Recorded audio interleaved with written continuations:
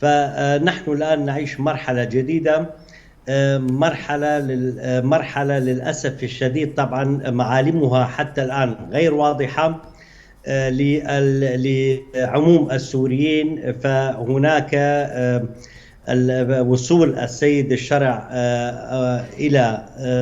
إلى دمشق، أو مثل ما يدعي البعض أو يطلقون تلك الجملة إلى سدة الحكم في دمشق، هذا لا يعني بأنه سوريا ستدخل مرحلة جديدة، مرحلة الاستقرار برأي الكثيرين وبرأيي كذلك، بل هذه المرحلة أيضا ستكون إحدى المراحل التي سوف تمر بها سوريا، وهي المرحلة الثانية. وباعتقادي هناك مراحل أخرى غير هذه المرحلة، هناك مراحل متتالية. فبرأيي الاستقرار الذي يتمناه السوري، الشعب السوري أو الشعوب السورية، دكتور تحتاج إلى وقت أكثر.